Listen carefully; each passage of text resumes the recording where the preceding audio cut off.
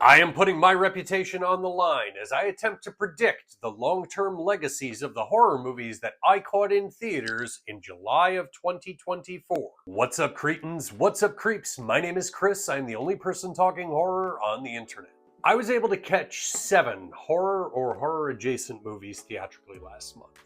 And I'm going to tell you where I think we are ultimately going to land as a community on these based on box office performance, early reactions, and my own personal opinions as a self-proclaimed expert of both stuff and things. So I want to start off with one of the bigger titles that we had last month, Maxxxine. The conclusion, for now, to Ty West and Mia Goth's X trilogy all but redefined mixed reviews. People either absolutely adored or absolutely abhorred this movie. And while I am in the adoration camp, I do understand the criticism, because this was a fall off from as good of a movie as Pearl was. So first off, I think with this being A24's first film series proper, that they will commemorate this with a deluxe edition Blu-ray 4K box set. I'd look for that within the next 6 months, actually. Longer term, I do think that the expectations of this film got in the way of it being appreciated for all that it is.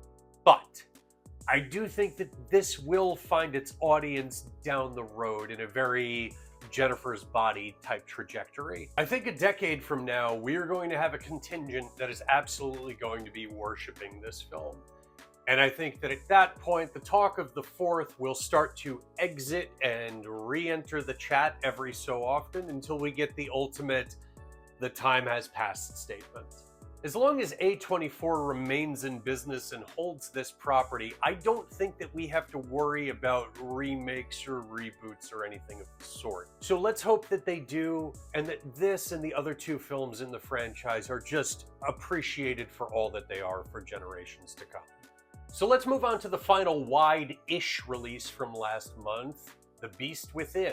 This werewolf story with a mildly different approach and unnecessary social undertones went as quickly as it came. I think it'll be picked up by a larger streamer for the Halloween season as essentially filler content, because, sorry, I frankly don't think that it gives us a reason to consider it as anything more than that. It may pop into that streamer's top 10 for a weekend, but it'll be swiftly forgotten. This will be something that next year you're gonna scroll past and you're gonna say, "Beast, what, did I see that?" Let's move on to one that I can bet that you'd miss and you can bet that I enjoyed. Crumb Catcher. This absurdist black comedy home invasion flick about a couple trying to blackmail another couple flew way too far under the radar. It really was deserving of more. Sadly, I don't think many people are going to see it for a good long while, but I do think that writer-director Chris Scotchdopel, I think that's how you pronounce it, this has shown enough here to warrant the promise of a future in film. I think when he hits maybe his 3rd or 4th film, as long as he can continue to deliver like this, he'll have at least a cult following that'll keep him in film and keep him directing for years to come. How about Oddity? Currently the scariest movie of 2024, Oddity will hit Shudder next month. That's a fact, not speculation. It'll become more buzzy than a 10-year-old who took 2 sips of a margarita claims to be. It'll end up on most top 10 lists at the end of the year, as it is dark and original enough to appeal to hardcore horror fans, but it's also intriguing and accessible enough to be the one you never heard of on mainstream publication lists. The thing I look forward to the most, however, is the first time that I'm at a convention and I pick my jaw up off the floor because the big wooden fucker comes and moseys on in. You people that do those things are way too creative, way too talented. I can't wait to see it. Next up, we've got Kill. Should we just call it Unalive? We don't want to get restriction. This ultra-violent, anything but traditional Bollywood flick plays much like John Wick meets Snowpiercer. It's admittedly not horror. Really, the only reasons that I'm covering it is 1, the violence, 2, the revenge storyline, and 3, just because I really want more people talking about this movie. So, from what I understand, the ripple effect of this film is already being felt in its native India, and here as well, as an American remake has already been greenlit. And here's a shock. I'm not opposed to that.